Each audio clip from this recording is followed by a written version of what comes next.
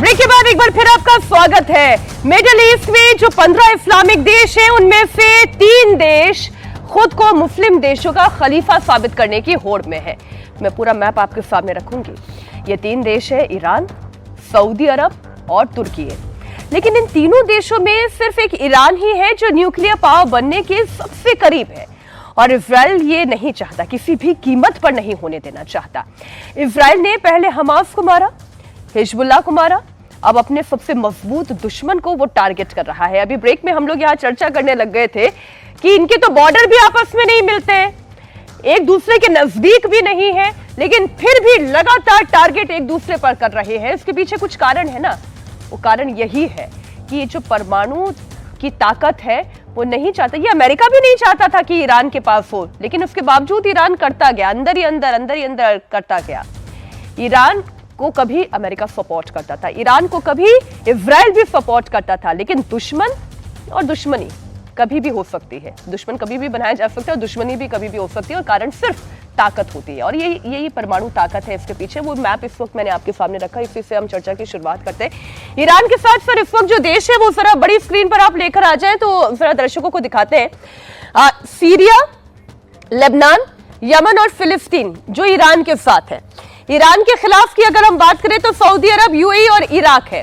और न्यूट्रल अगर किसी देश की हम बात करें, अभी थोड़ी देर पहले भी बहल साहब, अभी जो कर्नल साहब कह रहे थे, टिकू साहब, की तुर्की ऊपर से ओवरसी कर रहा है कि अभी क्या हो रहा है। तो अभी न्यूट्रल पोजीशन है कतर, जॉर्डन, तुर्की, ओमान और इजिप्ट की। तो पहले तो हम इसी पर बात करते हैं कि ईरान के साथ जो है वो तो समझ में आता है क्यों है, क्योंकि ईरान भी उनके साथ वैसे ही खड़ा है।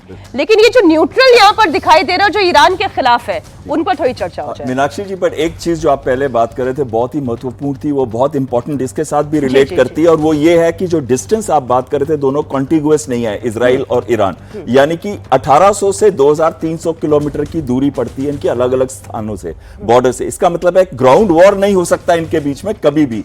इसी वजह से जब वो बात एंड स्टेट से चल रही थी तो ये चल रही थी कि तख्ता पलट शायद आंसर होगा, लेकिन आपके इजरायली एम्बेसडर जो आए थे कल आपके शो के अंदर, उनसे जब ये प्रश्न पूछा गया तो उन्होंने ये कहा था जब तक एक स्ट्रॉन्ग ऑल्टरनेटिव नहीं आता ईरान के अंदर तब तक ये बहुत डिफिकल्ट हम नहीं बर्दाश्त नहीं है। हाँ, और साथ में जब ऑल्टरनेटिव की बात करते हैं तो जो पहले पहलावी डायनेस्टी की थी 1979 तक, और उसके बाद से ये शुरू हुआ है रूल।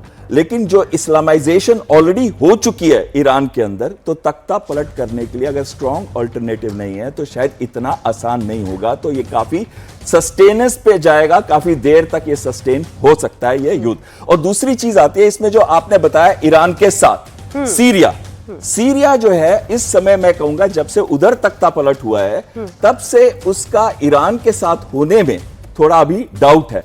सीरिया का हो सकता है कि वो यूएस के साथ भी है, सीरिया का हो सकता है कि वो टर्की के साथ भी बनाने की कोशिश कर रहा है रिलेशंस, और कई देशों के साथ कर रहा है, लेकिन उसको मैं इस समय न्यूट्रल में गिनूंगा। बाकी 3 जो है मैं आपके साथ तो लेबनान को तो खैर ईरान ही चला रहा है, वहां पे जो हिजबुल्लाह है वो भी ईरान ही चला रहा है, फिलिस्तीन, हमास भी। अब आते हैं ईरान के जो खिलाफ की आप बात कर रहे हैं, यूएई, इराक और सऊदी अरब। बिल्कुल, सऊदी अरब जो है वो तो सुन्नी मुस्लिम का एक तरह से पूरा का पूरा खलीफा है, लेकिन इसकी पोजीशन को इस समय टर्की थ्रेटन कर रहा है। इसी वजह से वो पाकिस्तान का इसका सपोर्ट लेता है, ताकि दोनों चीजें हो जाएंगी। एक, पाकिस्तान न्यूक्लियर देश है, ताकि ईरान के साथ कभी भी प्रॉब्लम हो तो एक पाकिस्तान साथ में है। और दूसरी चीज है कि सऊदी अरेबिया को साइड पे करने के लिए पाकिस्तान की बहुत जरूरी है। तीसरी चीज, उनकी जो कोऑर्डिनेशन और डिफेंस क्लोजनेस है वो तो है ही है।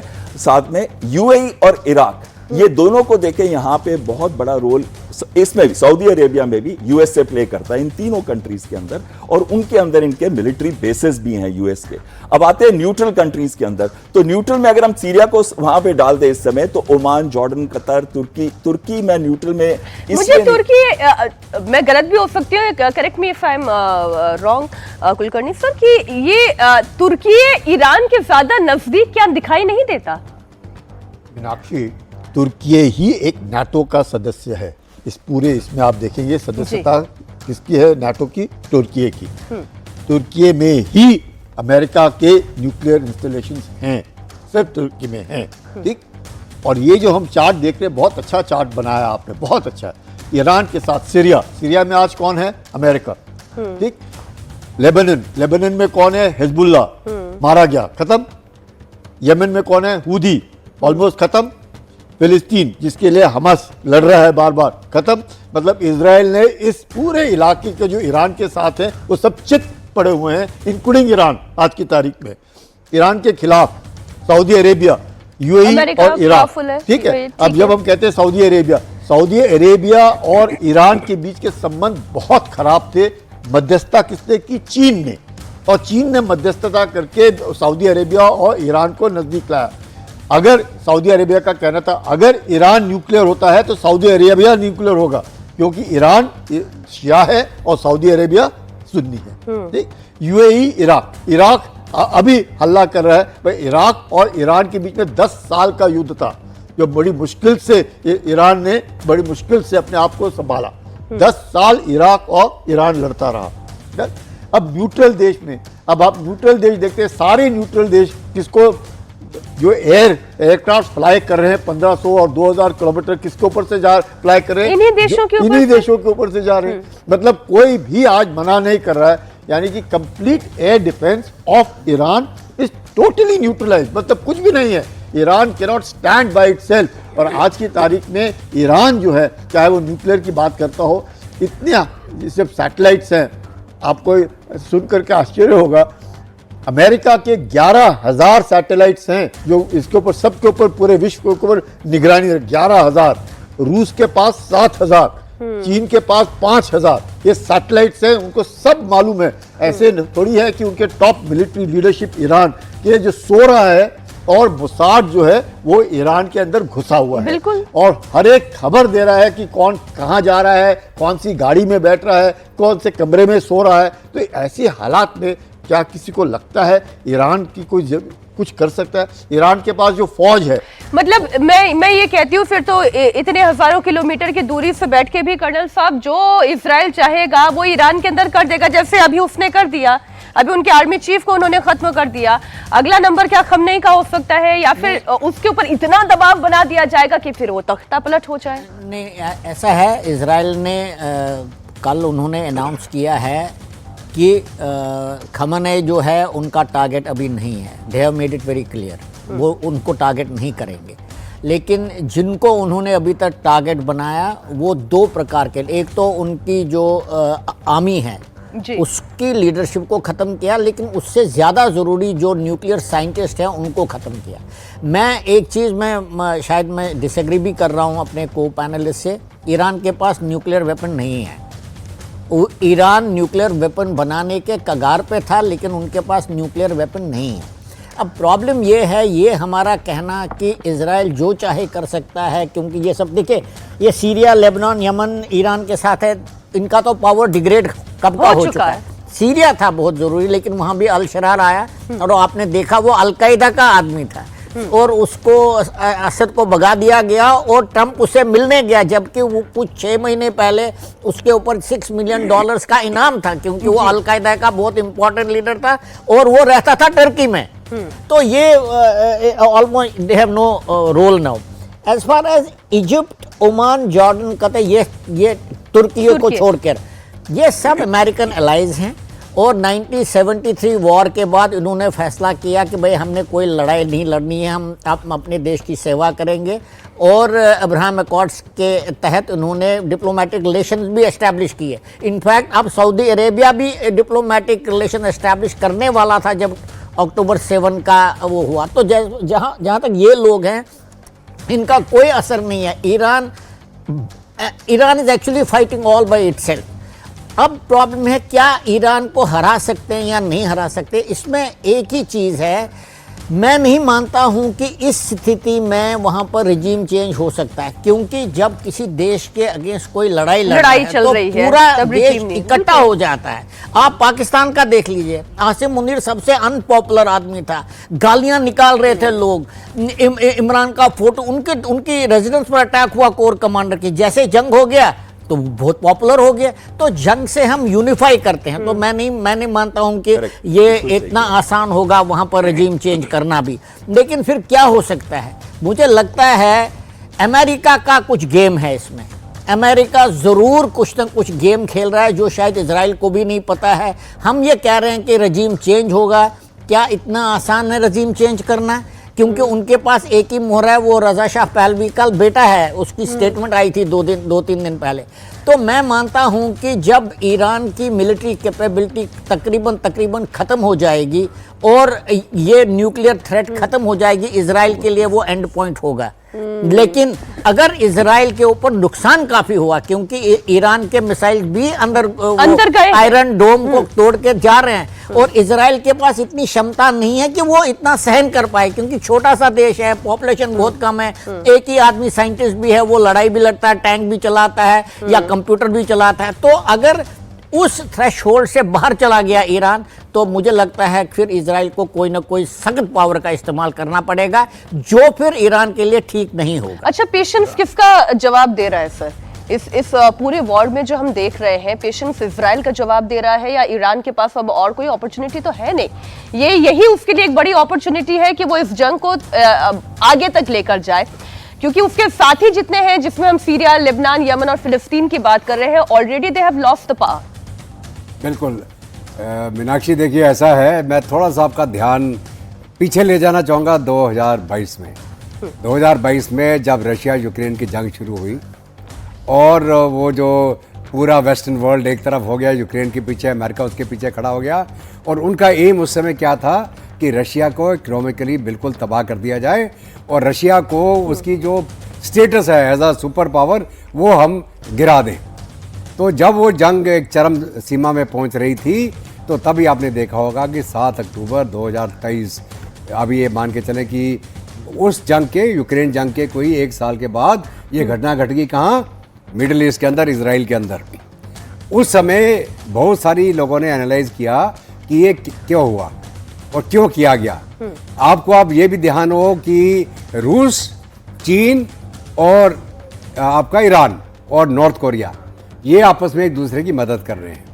अभी आपने जो ये जंग चली है रूस का और चाइना का भी, चीन एंड कोरिया, आपने रूस और चीन का भी स्टेटमेंट शायद सुना होगा।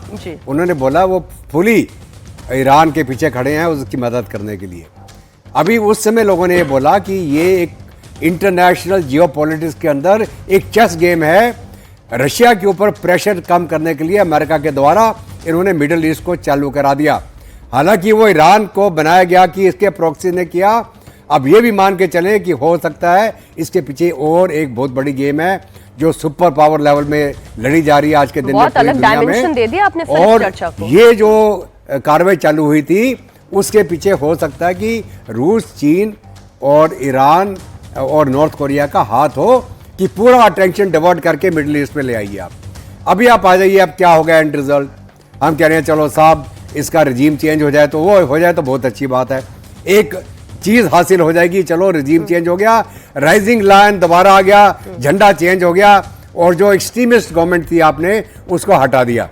तो एक तो वो है, लेकिन अभी ये जो खेल है इतनी जल्दी खत्म नहीं होने वाला है, क्योंकि जो और प्लेयर्स की मैंने जो अभी बात करी आपसे, उस प्लेयर्स को भी आपको जो प्रत्यक्ष तौर पर अभी सामने नहीं दिखाई दे रहे हैं, मतलब रशिया, चीन और नॉर्थ कोरिया, ये जो तीन देशों का आपने नाम लिया। मैं को पैनलिस्ट के ऊपर कमेंट कर सकते हैं, लेकिन ये मैं तब की बात कर रहा हूं जब ये रशिया यूक्रेन एक पीक में चल रहा था। 2022 उस समय क्यों हुआ ये?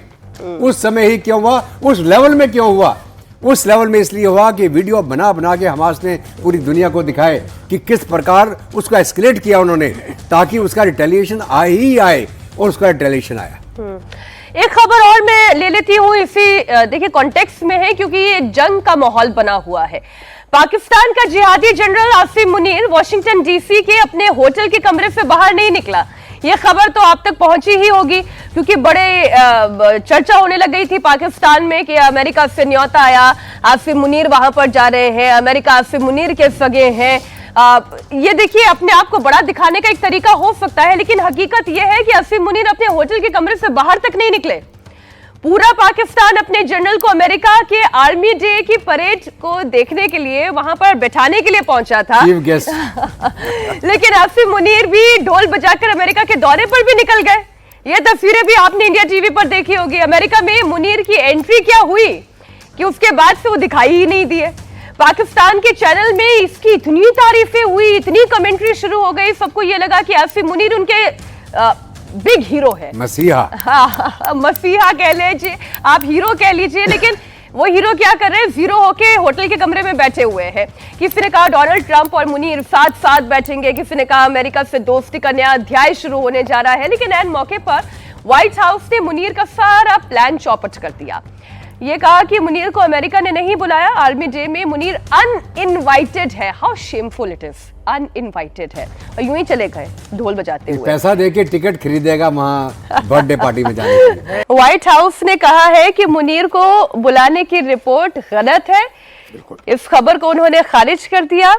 पाकिस्तान की वो जो पत्रकार है, जो एंकर मोहतरमा है, जो खुसूसी तौर पर अपनी खबर पढ़ रही थी, क्या कहा जाए, इतनी बेइज्जती, घनघोर बेइज्जती सरापी से शुरू करते हैं, चर्चा की शुरुआत करते हैं। मीनाक्षी, इसमें कोई शक नहीं, नैरेटिव बिल्डिंग है। और पाकिस्तान आज की तारीख में अपने आप को, इसीलिए ये फील्ड मार्शल बने हैं। क्यों फील्ड मार्शल बने हैं? कोई भी जब हारता है और अपने देश के अंदर हौसला अफजाई के लिए किसी को हारे हुए को फील्ड मार्शल बनाया जाता है, उनके एयर चीफ को एक्सटेंशन दिया जाता है, इससे कि वहां पे जो माहौल है देश में वो ये ना दिखे कि भारत से पाकिस्तान हार गया है। और उसके मद्देनजर बार बार कह रहे थे कि आर्मी डे परेड के लिए कौन जा रहा है, फील्ड मार्शल आसिफ मुनीर को बुलाया गया। वहां पे वो फील्ड मार्शल क्या आसिफ मुनीर खुद की बेइज्जती कर बैठे। वहां पे अमेरिका में, जैसे आपने बिल्कुल ठीक कहा, वॉशिंगटन में अपने होटल के बाहर नहीं निकले। अब हो सकता है हैप्पी बर्थडे बोलने के लिए शायद उनकी पार्टी में जाए तो बात अलग है, लेकिन army day parade is the most important function जिसके लिए उन्हें लगा कि उनको बुलाया है या सेल्फ इन्वाइटेड गए, जैसे भी है।